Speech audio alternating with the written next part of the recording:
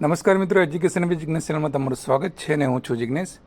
મિત્રો, પ્રાથમિક શાળાઓમાં અત્યારે જે જ્ઞાન સહાયકના ફોર્મ ભરાવાના ચાલુ છે એની અંદર ઘણા બધા મિત્રોના ગયા વિડીયોમાં પ્રશ્નો હતા.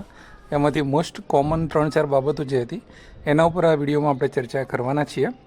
તો સૌથી પહેલાં તો એ કે ટેટ 1વાળા જે સ્નાતક નહોતા એમના માટે પહેલા દિવસે જે છે એ ફોર્મ નહોતા ભરાતા અને ગ્રેજ્યુએશન જે છે એ ફરજિયાત બતાવતું હતું. એટલે એવા મિત્રોને હજુ કોઈ પ્રશ્ન હોય કે ફક્ત ટેટ 1 પાસ હોય અને BA BCom BSc પૂરું ના કર્યું હોય, એટલે કે સ્નાતક ના થયા હોય, તો પણ ફોર્મ અત્યારે તમે ભરી શકશો.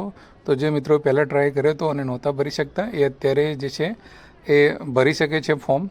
તો ખાસ જણાવવાનું હતું કે ટેટ 1 પાસ મિત્રો જે છે સ્નાતક ન હોય છતાં જે છે એ ફોર્મ ભરી શકશે. બરાબર. છતાં કોઈ ક્વેરી આવતી હોય તો વિડીયોના કોમેન્ટ બોક્સમાં તમે જરૂરથી જણાવી શકો છો. હવે બીજી વાત કરીએ કે ટેટ 1 પણ પાસ છો અને ટેટ 2 પણ પાસ છો, તો શું બંનેની અંદર તમારે ફોર્મ ભરાય કે કેમ? તો તમારા અલગ અલગ મોબાઈલ નંબરથી તમે રજિસ્ટ્રેશન કરી અને ટેટ નંબર તો તમારો અલગ પડે જ છે, એટલે બંનેની અંદર તમે જે છે એ ફોર્મ તમારું ભરી શકો છો. બરાબર છે. અને જો એકમાં જ ભરવું હોય તો તમારે સારા માર્ક્સ જેમાં હોય એમાં ભરી શકો છો. પણ જો જગ્યાઓ જે છે એ આપેલી છે અને જિલ્લાવાર જગ્યાઓ પણ પ્રસિદ્ધ થયેલી છે, તો તમે જોઈ શકો છો કે કયા જિલ્લામાં તમારે જગ્યા છે તો ત્યાં તમારે જવું છે. તે પ્રમાણે તમે ચોઈસ કરી શકો છો પોતાની. બરાબર છે.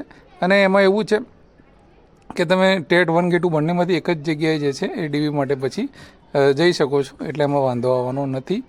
અને હવે ત્રીજી વાત કરીએ કે ઘણા મિત્રોને ફોર્મ ભરતી વખતે બહુ બધી ભૂલો પડી છે. ઘણી બધી કોમેન્ટો અને મેસેજ પણ એવા આવે છે કે કોઈને વર્ષ લખવામાં ભૂલ થઈ છે, કોઈને ગ્રેજ્યુએશનનું યર જે છે એ પૂરું અલગ અલગ થઈ ગયું છે, કે કોઈને વિષય ચેન્જ થઈ ગયો છે, કે ગમે તે આ ઘણી બધી જે છે એ ભૂલો જે થઈ છે અને ફોર્મ ભરાઈ ગયું છે અને પ્રિન્ટ પણ નીકળી ગઈ છે. તો હવે જે છે એ આ ફોર્મ જે છે એ એડિટ થવાનું નથી અને ઓનલાઈન જ ફોર્મ હોય છે. તો આવા મિત્રોને કહેવાનું છે કે તમારી જો આવી કોઈ ભૂલ થઈ હોય તો એમાં વિશેષ એવી કે મોટી ભૂલ ના હોય તો તમારે એમાં ગભરાવાની કંઈ જરૂર છે નહીં.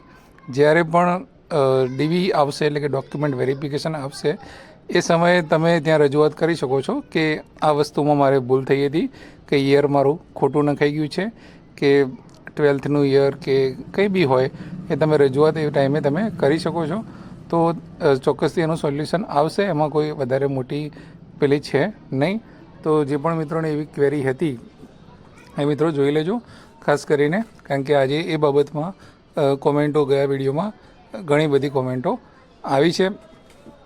પછી વાત કરીએ કે આ જ્ઞાન સહાયક જે ભરતી રહી એની અંદર જે છે ટૂંક જ સમયમાં, એટલે કે 17 તારીખ છેલ્લી તારીખ છે અને એના પછી જે છે 20 તારીખ 21 તારીખને આસપાસ જે છે જે વાત કરેલી છે કે ભાઈ એમાં તારીખ આપેલી જ છે કે તમને જિલ્લામાંથી મેસેજ આવશે અને એ પ્રમાણે બોલાવીને શાળાઓ પસંદ કરાવી દેવામાં આવશે. એટલે કે પ્રવેશોત્સવ ચાલુ થાય એ પહેલાં જે છે એ કદાચ તમને લોકોને શાળામાં હાજર કરી દેશે. અને પછી જે છે એ પાછળ વિદ્યાસહાયક ભરતી શરૂ થશે, એટલે જેમ જે જ્ઞાન સહાયકોની જગ્યાઓ પર વિદ્યાસહાયકો આવશે એટલે તમારે છૂટું થવાનું રહેશે.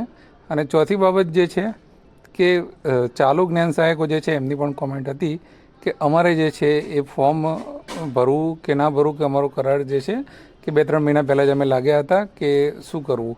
તો એમના માટે જવાબ એ છે કે તમે આની અંદર ફોર્મ ભરી દેજો અને ઉમેદવારી નોંધાવજો, કેમ કે એમાં જ્ઞાન સહાયકના GRમાં સ્પષ્ટ ઉલ્લેખ છે કે સત્ર પૂરું થાય એટલે કરાર આપોઆપ રદ થઈ જાય છે. એટલે સત્ર પૂરું થઈ છે અને નવેસરથી ભરતી પ્રક્રિયા ચાલુ થઈ છે. તો તમારે ચોક્કસથી ફોર્મ ભરી દેવું જોઈએ, કેમ કે પછી તમારી જગ્યાએ કોઈ જ્ઞાન સહાયક આવે તો તમારે રાજીનામું પછી મૂકવું પડે એવું બની શકે છે.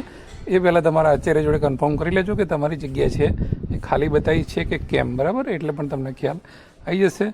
બીજો કોઈ પ્રશ્ન હોય તો કોમેન્ટ બોક્સમાં જરૂરથી જણાવી શકો છો. વિડીયો સારો લાગે તો લાઇક જરૂરથી કરજો, શેર કરવાનું ભૂલતા નહીં, કોમેન્ટ કરવાનું ભૂલતા નહીં. જય હિન્દ, જય ભારત. Thank you.